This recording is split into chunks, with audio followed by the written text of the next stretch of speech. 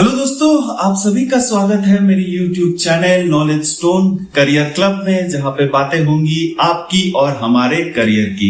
दोस्तों, आज मैं आप सभी के साथ शेयर करूंगा मेरा TCS interview experience. Step by step किस तरह से मैंने अप्लाई किया, किस तरह से मुझे कॉल आए, कितने दिन के बाद मुझे ऑफर लेटर दिए गए, इन सभी चीजों को लेके मैं इस वीडियो में आप सभी के साथ डिस्कस करूंगा। और वीडियो शुरू करने से पहले मैं आप सभी से रिक्वेस्ट करूंगा कि जो लोग नए हैं मेरे चैनल को सब्सक्राइब कीजिए, ताकि करियर या जॉब रिलेटेड कोई भी अपडेट्स आप मिस ना कर सके। दोस्तों, यकीन मानिए कि जो भी करियर रिलेटेड या job related tips and tricks मैं आप सभी के साथ शेयर करता हूं, जो फार्मा और लाइफ साइंस के स्टूडेंट्स हैं उनके लिए मैं subjective topics, pharmacovigilance, clinical research या क्लिनिकल डेटा मैनेजमेंट से रिलेटेड टॉपिक्स भी अपने चैनल में शेयर करता हूं। दोस्तों, तो आगे बढ़ते हैं और बात करते हैं मेरे TCS इंटरव्यू एक्सपीरियंस के बारे में। तो दोस्तों, टॉपिक को शुरू करने से पहले कुछ दिनों से ही मेरे पास मैसेजेस आ रहे थे कि सर, TCS में आपका इंटरव्यू कैसा रहा, TCS के इंटरव्यू के लिए किस तरह की तैयारी करनी चाहिए। और यह भी मुझे पूछा गया कि सर, कुछ दिनों बाद मेरा TCS में इंटरव्यू है, TCS में मैंने अप्लाई किया है, तो कैसे प्रिपेयर किया जाए, किस तरह से अपने आप को तैयार किया जाए। तो वही सब मैं इस वीडियो में कवर करूंगा दोस्तों आप सभी के साथ। तो वीडियो में अंत तक आप सभी बने रहिए। सबसे पहले स्टेप मैं आपको बताना चाहूंगा कि मैंने नौकरी वेबसाइट में मैंने जॉब सर्च किया था कि मुझे पर्टिकुलरली जिस डोमेन पे मैं अभी काम करता हूं, मेरा इतने साल का एक्सपीरियंस है, तो मैं एक्सपीरियंस कैंडिडेट हूं। तो मैंने नौकरी में अपना रिज्यूमे अपडेट किया। सबसे पहले पिछले ऑर्गेनाइजेशन से निकलने के पहले ही मैंने जब माइंडसेट कर लिया था कि मैं अब अपना जॉब किसी दूसरे कंपनी में कंटिन्यू करना चाहूंगा या दूसरे कंपनी में स्विच करना चाहूंगा, सबसे पहले मैंने अपना नौकरी प्रोफाइल को अपडेट किया, अपने टोटल रेलिवेंट एक्सपीरियंस को अपडेट किया, CV को सही तरीके से अपडेट किया, जहां पे मेरे पिछले कंपनी में जो भी वर्क प्रोफाइल थे, जो भी एक्सपीरियंस थे, जो भी मेरा job roles and job responsibilities थे, वो मैंने अपडेट किया। उसके बाद ही मैंने रेलिवेंट फील्ड्स में अप्लाई करना स्टार्ट किया। TCS में मैंने अप्लाई इस तरह से किया कि मुझे मैसेज आया था कि TCS के नौकरी के प्रोफाइल में डैशबोर्ड में मुझे मैसेज आया था कि TCS में ओपनिंग है। तो इस 2 ईयर से 7 या 8-9 ईयर्स तक के एक्सपीरियंस के कैंडिडेट्स को लिया जा रहा है। और वहां पे मुझे HR का मेल ID भी मिला था, तो मैंने डायरेक्टली वहां पे अप्लाई भी किया, HR को भी मेल किया। HR को मैंने किस तरह से मेल किया, सबसे पहले दोस्तों आप एक चीज याद रखिएगा, किसी भी जॉब प्रोफाइल में मान लेते हैं आप अगर क्लिनिकल डेटा मैनेजमेंट में जॉब ढूंढ रहे हैं और वहां अप्लाई करना चाहते हैं, तो सबसे पहले सब्जेक्ट लाइन में looking for an opportunity in clinical data management having that much year of experience, अपना एक्सपीरियंस और डोमेन जहां पे आप अपना अप्लाई करना चाहते हैं, तो वो सब्जेक्ट लाइन पे जरूर मेंशन करें। मुझे कमेंट्स में, पिछले वीडियोस के कमेंट्स में भी पूछे गए हैं कि अपने मेल को किस तरह से मैं अरेंज करूं, रिफ्रेम करूं, ताकि क्लिनिकल रिसर्च इंडस्ट्री में सही तरह से मेरा प्रोफाइल हाईलाइटेड हो, मेरा रिज्यूमे HR देख सके। तो ये सबसे पहला स्टेप है। दूसरा स्टेप होता है मेल का बॉडी, यानी कि मेल के बॉडी में क्या लिखना है। मेल के बॉडी में मैंने अपना पहले उन्हें ग्रीट किया, हाय सर, हाय मैम करके, या डियर सर, डियर मैडम। तो सबसे इंपॉर्टेंट फैक्टर यही है कि मेल में आप डियर से ही स्टार्ट कीजिए।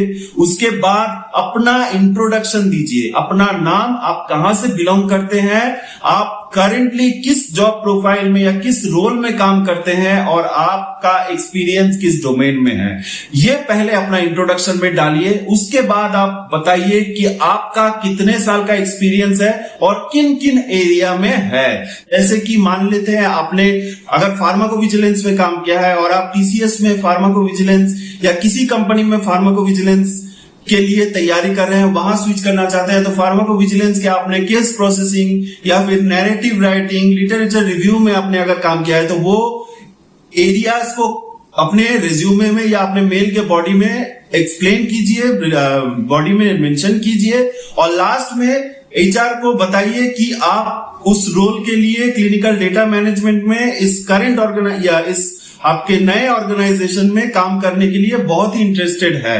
तो इस तरह से पूरा मेल बॉडी को आप सजाने के या रिफ्रेम करने के बाद आप मेल करते हैं। उसके कुछ दिनों बाद मुझे लगभग 2 या 3 दिन बाद एचआर से कॉल आया था। एचआर ने मुझे बेसिक क्वेश्चंस पूछे, बेसिक सवाल पूछे कि आप कहां से बिलोंग करते हैं, आपका प्रिफर्ड एरिया, आप किस एरिया में ज्वाइन करना चाहते हैं अगर आपको टीसीएस में अपॉर्चुनिटी मिलती है। तो मैंने 3 एरियाज को कहा था, मुंबई, बैंगलोर और हैदराबाद। तो इन तीनों में से फर्स्ट प्रेफरेंस के बारे में एचआर ने कहा। उसके बाद उन्होंने बेसिक क्वेश्चंस की मुझसे पूछे कि सीडीएम के बारे में क्या नॉलेज है, सीडीएम के किस किस पार्ट के बारे में आपको पता है, इन सब चीजों के बारे में उन्होंने पूछा मुझसे।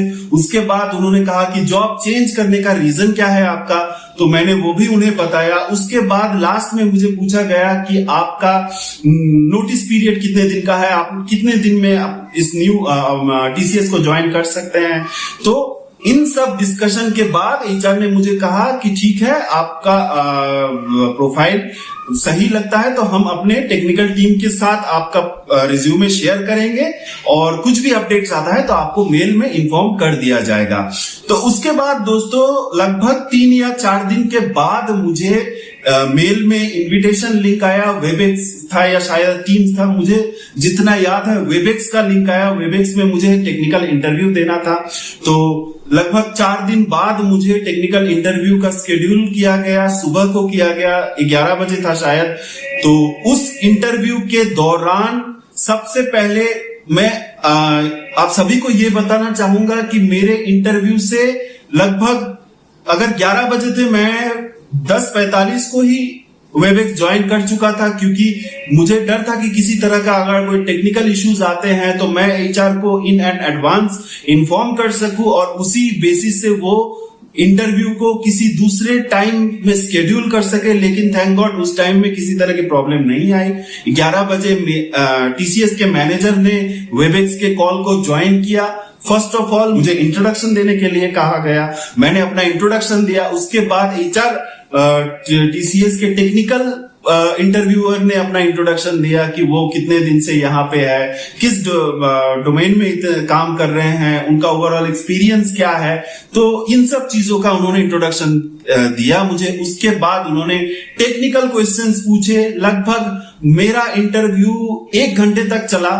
बहुत सारे क्वेश्चंस, डिटेल क्वेश्चंस पूछे गए बेस्ड ऑन माय एक्सपीरियंस। और मैं सभी से यही कहना चाहूंगा कि आपका एक्सपीरियंस जितना है या फिर आपने जिस पर्टिकुलर पार्ट में काम किया है उसके बारे में जरूर नॉलेज रखे, डीप नॉलेज रखे। अगर आप अपने किसी पर्टिकुलर प्रोफाइल में, अपने रिज्यूमे में किसी वर्क पार्ट को मेंशन करते हैं, उसका मतलब यही है कि आप उस पार्ट के बारे में अच्छी तरह से जानते हैं।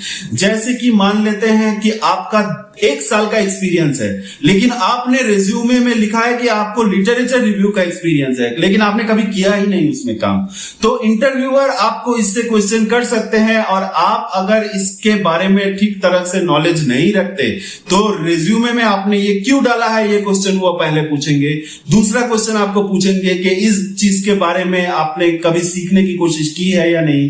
पहले तो बेसिक से शुरू करेंगे, उसके बाद टेक्निकल टर्म्स में या टेक्निकल पार्ट में और डीप जाएंगे और थोरो डिटेल्स मांगेंगे। तो वैसे ही टेक्निकल क्वेश्चंस मुझे लगभग बहुत सारे पूछे गए, और उसी के बाद मेरा इंटरव्यू लगभग 1 घंटे के बाद खत्म हुआ। खत्म होने से पहले मुझे मैनेजर ने, टेक्निकल मैनेजर ने अपना पैन कार्ड या आधार कार्ड मांगा मुझसे। उसका एक फोटो लिया उन्होंने, वो डॉक्यूमेंटेशन पर्पस के लिए। तो एक चीज याद रखिएगा कि आधार कार्ड या पैन कार्ड अगर इंटरव्यूअर मांगते हैं तो वो इंटरव्यू का एक प्रोसेस होता है कि ये कैंडिडेट जेन्युइन है या नहीं, उसी को वेरीफाई करने के लिए वो चीज मानते इंटरव्यूअर पूछते हैं उस डॉक्यूमेंट्स के बारे में। अब बात करेंगे कि जब इंटरव्यू तो मेरा खत्म हो गया, रिस्पांस मुझे कितने दिन बाद आया। तो दोस्तों एक चीज मैं आप सभी को बताना चाहूंगा कि मेरे पर्सनल एक्सपीरियंस है, मेरा टीसीएस के साथ तो ऐसा नहीं हुआ, लेकिन मेरे दूसरे इंटरव्यूअर के साथ इंटरव्यू के दौरान जब मैंने इंटरव्यू दिया था वो लगभग नवंबर का महीना था, लेकिन उसके बाद 2 महीने बाद मुझे ऑफर लेटर भेजा गया।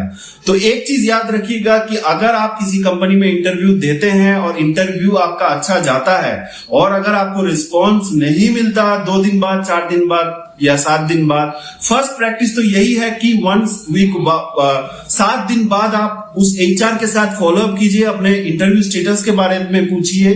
अगर कोई रिस्पॉन्स नहीं मिलता है तो कुछ दिन और वेट कीजिए, 2 वीक्स वेट कीजिए, 2 वीक्स बाद फिर एक फॉर्मल मेल कीजिए। उसके बाद भी अगर रिस्पॉन्स नहीं मिलता है तो मैं आप सभी को सजेस्ट करूंगा, और ये मैंने बार बार अपने वीडियो में बताया है कि आप दूसरे जगह भी ट्राई कीजिए। जैसे कि मैंने कहा कि टीसीएस में मैंने जब टेक्निकल इंटरव्यू कंप्लीट किया उसके 10 दिन बाद ही मुझे एचआर ने कॉल किया। 10 दिन भी नहीं, लगभग 7 दिन या 8 दिन बाद एचआर ने मुझे कॉल किया। सैलरी नेगोशिएशन का पार्ट कंप्लीट हुआ, उसके बाद वाले दिन ही मुझे ऑफर लेटर भेजा गया। लेकिन ऑफर लेटर भेजने से पहले एचआर ने मुझे ये कहा कि आपने अपना प्रोफाइल या एप्लीकेशन फॉर्म टीसीएस के पोर्टल में कंप्लीट नहीं किया है, तो सबसे पहले आप वो कीजिए, उसके बाद हमें इन्फॉर्म कीजिए, तभी हम ऑफर लेटर आपको भेज सकते हैं। तो दोस्तों एक चीज मैं आपको बताना चाहूंगा कि जो लोग फ्यूचर में टीसीएस में अप्लाई करना चाहते हैं या जिनका टेक्निकल इंटरव्यू खत्म हो चुका है, तो आप अपना प्रोफाइल या अपना एप्लीकेशन फॉर्म टीसीएस के आई बिगिन पोर्टल में कंप्लीट कर लीजिए, क्योंकि वही से जो ईपी नंबर जनरेट होता है वो बाकी के प्रोसेस के लिए जरूरी होता है दोस्तों। तो इसीलिए मुझे भी ये कहा गया, जब मैंने अपना प्रोफाइल क्रिएट किया आई बिगिन में, तो उसके बाद मुझे आई बिगिन में ही ऑफर लेटर भेजा गया। ऑफर लेटर वहीं पे मैंने एक्सेप्ट किया, और जब तक आपका इंडक्शन कंप्लीट नहीं होता है आप आई बिगिन में ही अपने सारे स्टेटस को देख सकते हैं, मॉनिटर कर सकते हैं। तो ओवरऑल अगर आप पूछेंगे कि मेरे इंटरव्यू से लेके ऑफर लेटर पाने तक का ड्यूरेशन कितना दिन का था, तो मुझे लगभग 2 वीक्स के अंदर सारे स्टेटस या सारे अपडेट्स मिल चुके थे। लेकिन एक चीज आप याद रखिए कि अगर आपको अपडेट्स टाइमली नहीं मिलते तो इसका मतलब ये नहीं कि आप रिजेक्टेड हो चुके हैं। इसका मतलब ये भी हो सकता है कि प्रोसेस थोड़ा सा और लेंदी हो रहा है या फिर थोड़ा टाइम लगेगा। तो मैं आप सभी से रिक्वेस्ट करूंगा कि मिनिमम 2 वीक्स का वेट कीजिए। 2 वीक्स बाद अगर कोई रिस्पॉन्स नहीं आता है, एचआर के साथ फॉलोअप कीजिए, चाहे वो कोई भी कंपनी हो, और एचआर भी अगर रिस्पॉन्स नहीं करते हैं तो आप दूसरी कंपनी में अप्लाई कीजिए। अगर आपका सिलेक्शन हो चुका है तो चाहे वो 1 महीना हो या 2 महीना बाद आपको ऑफर लेटर मिलेगा ही। तो यही ओवरऑल मेरा इंटरव्यू एक्सपीरियंस था टीसीएस के साथ। आशा करता हूं कि आपका कॉन्सेप्ट क्लियर रहा होगा टीसीएस के इंटरव्यू के ईच स्टेप्स के बारे में जो मैंने बताया।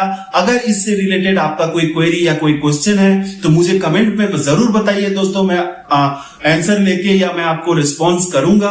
और मेरे वीडियो अगर आपको अच्छे लगते हैं तो मेरे चैनल को लाइक कीजिए, मेरे चैनल को सब्सक्राइब कीजिए। और यही था आज के लिए। आपका दिन बहुत ही अच्छा रहे दोस्तों, धन्यवाद।